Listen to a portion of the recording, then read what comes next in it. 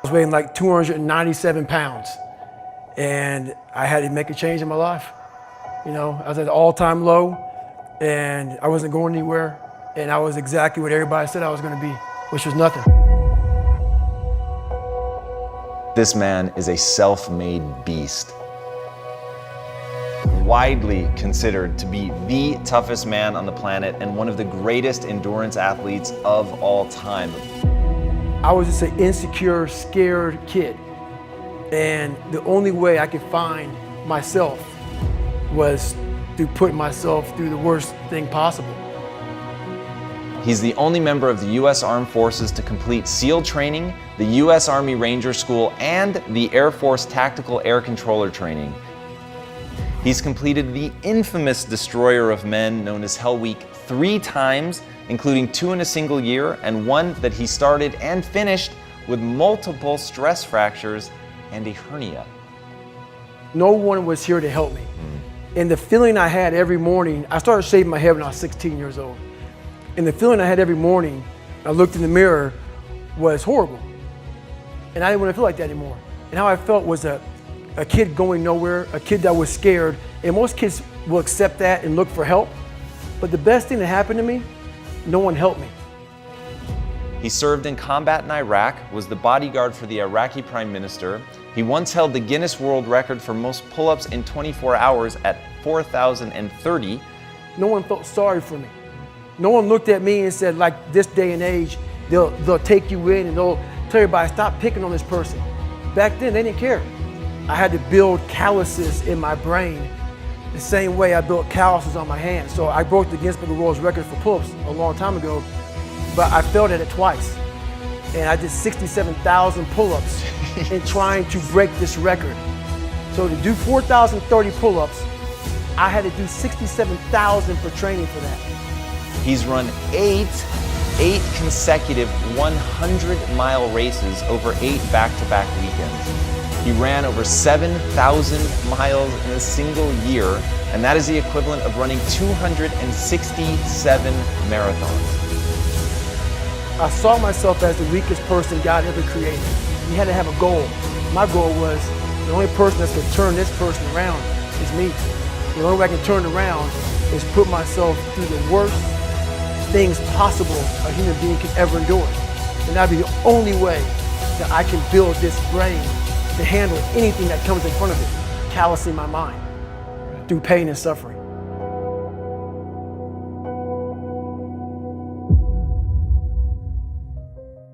The only way you're ever going to get to the other side of this journey is you have got to suffer to grow.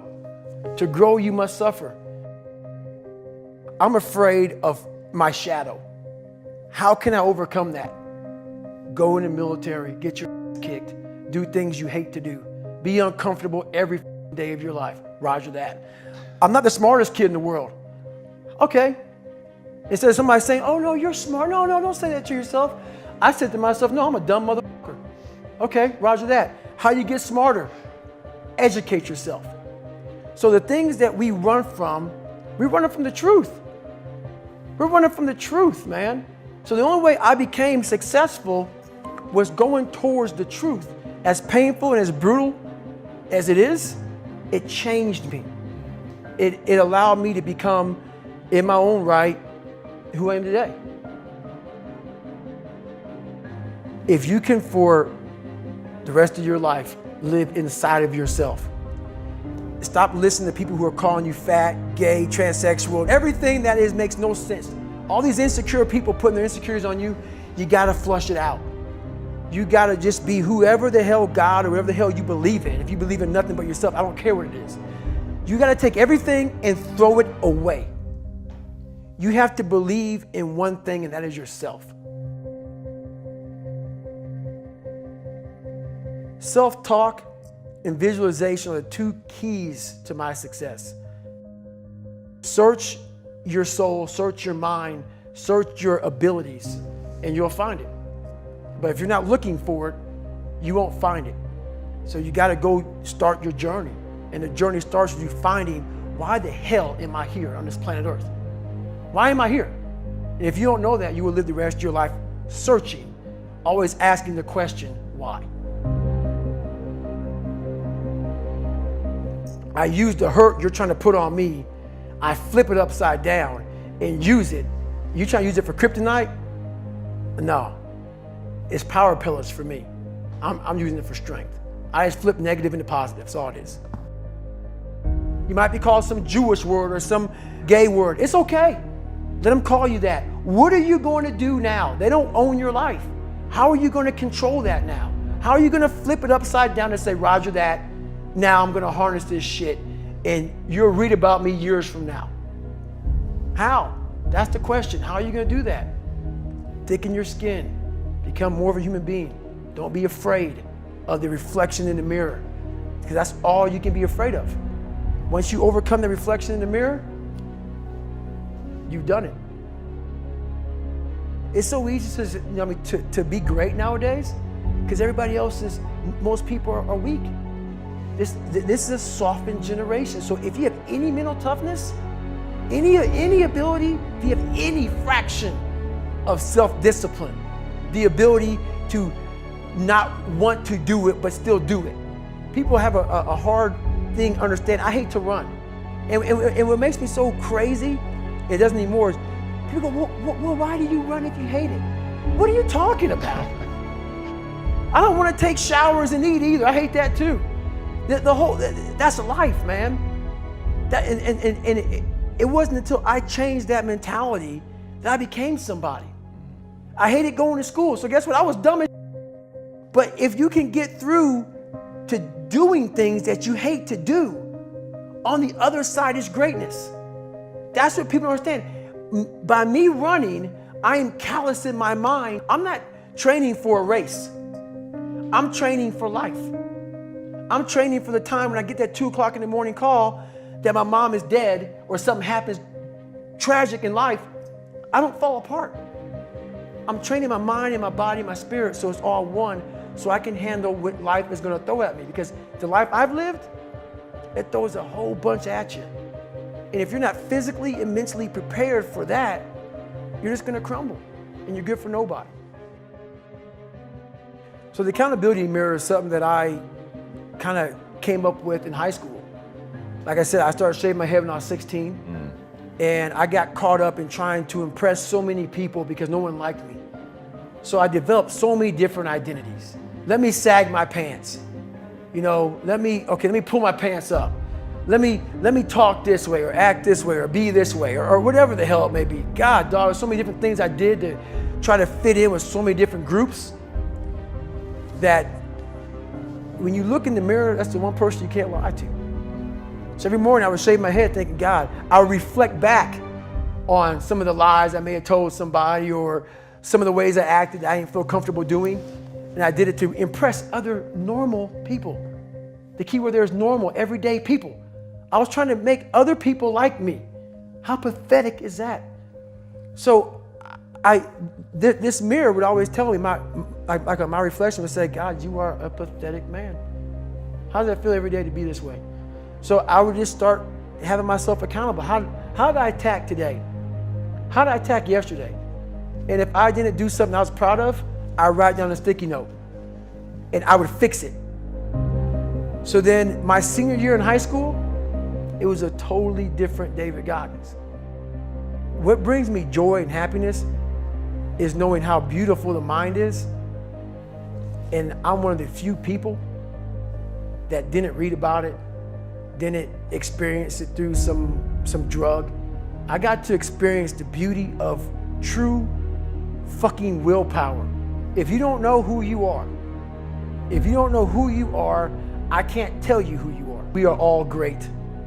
No matter if you think you're dumb, no matter if you think you're fat, no matter if you are fat, no matter if you've been bullied, or no matter if you just got back from Iraq or Afghanistan and you have no legs or your arms or whatever, man. We all have greatness. You gotta find the courage. You gotta find the courage to put your Bose headphones on and silence the noise out of this world and to find it. And to find it because it's out there, but it's gonna take hard work, courage, self-discipline. It's gonna take all the non-cognitive skills. all the non-cognitive skills to be great. You know, smart is good, all this stuff is good, that's all cognitive. It's the non-cognitive skills that set you apart from everybody else. And that's what it's all about. Talk to me about what it takes to be on one side of a door in Iraq or anywhere, knowing on the other side of the door people who are not afraid of you. They're ready for you to come in, and they have guns, and you still have to breach that door. That's a great question. That's a very scary situation when you are on one side of the door and your mind is racing, because on the other side of that door, it could be no one. It could be 4 guys with 4 AK-47s. That door you're about to open could be booby-trapped. So once you open it, boom, your legs are gone.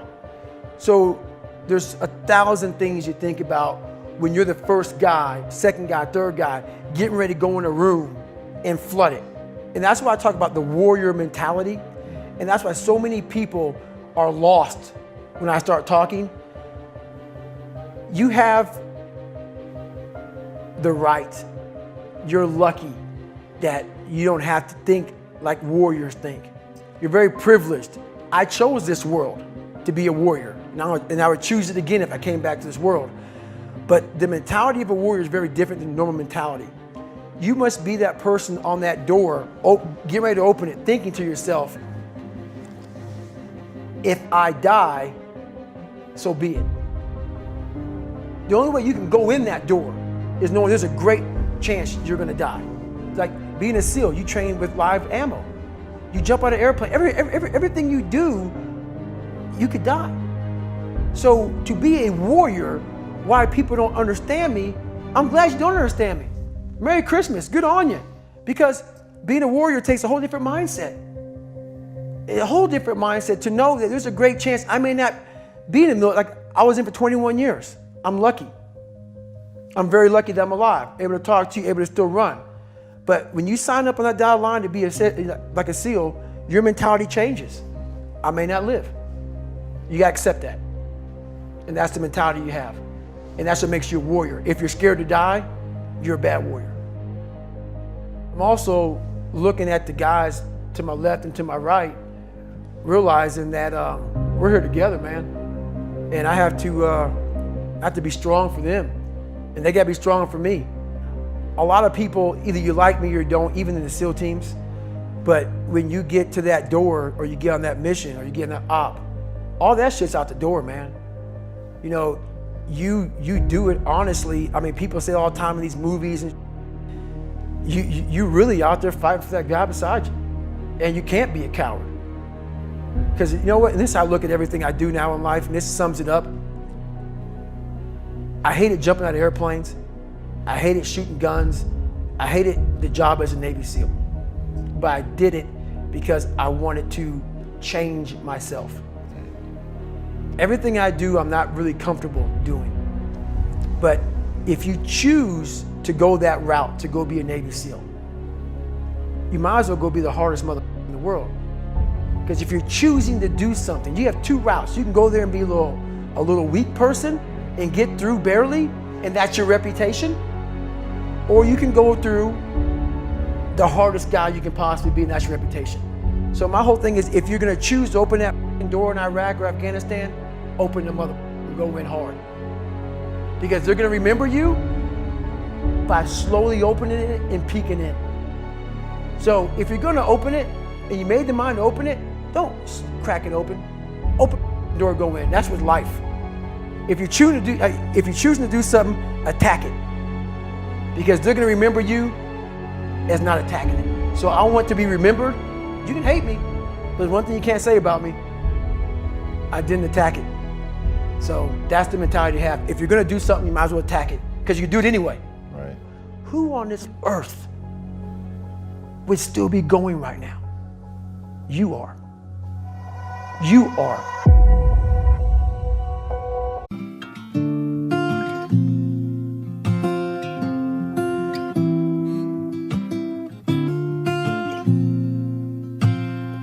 I hear a lot about sinners